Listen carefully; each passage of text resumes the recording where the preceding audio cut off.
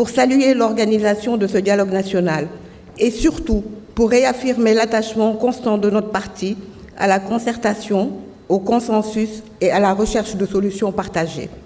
Le PDS, sous la conduite éclairée du président Abdoulaye Wade, a toujours placé le dialogue au cœur de son action politique. Nous avons participé à toutes les grandes séquences de concertation depuis plus de 5 décennies. Parce que nous croyons que l'avenir du Sénégal se bâtit dans l'échange, l'écoute et le respect mutuel. Aujourd'hui, nous saluons l'institutionnalisation de cette rencontre, mais nous tenons à souligner une exigence de fond. Dialoguer n'a de sens que si cela conduit à l'apaisement durable du climat politique et social. Il faut donc que ce dialogue dépasse les salles de conférence pour s'imprimer dans nos pratiques politiques quotidiennes. Nous devons réapprendre à nous parler avec respect, mesure et sens de l'intérêt général, y compris en dehors des périodes de crise. Une nation qui se parle dans l'invective ne peut faire face aux grands défis qui l'attendent. Justement, les défis sont nombreux. Le contexte économique est extrêmement préoccupant. Monsieur le Président de la République, vous avez rappelé récemment la faiblesse des marges de main-d'œuvre dont notre pays dispose.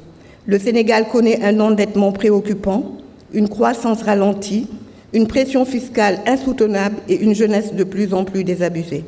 C'est pourquoi le PDS propose qu'un dialogue sur notre économie se tienne dans les meilleurs délais. En effet, réformer nos institutions, oui, mais répondre à la souffrance des populations, c'est tout aussi vital. Nous devons discuter des leviers économiques de relance, du soutien au secteur privé national, de la politique fiscale, de l'emploi des jeunes et de la compétitivité de notre économie.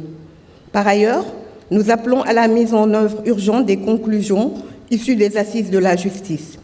La justice est le socle de l'état de droit. Trop de Sénégalais doutent de son impartialité. Trop de justiciables attendent un traitement équitable. Le dialogue ne peut ignorer cette attente forte.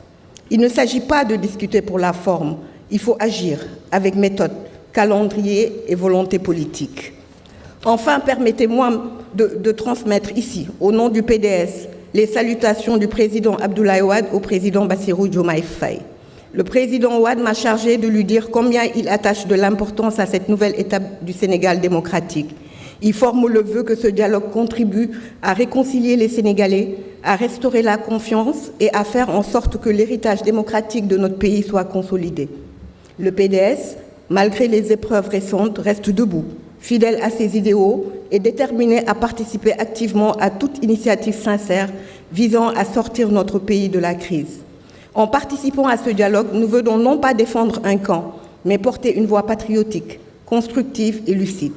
Le Sénégal mérite mieux que la division. Il a besoin de clarté, de courage et d'engagement pour affronter l'avenir. Je vous remercie de votre attention.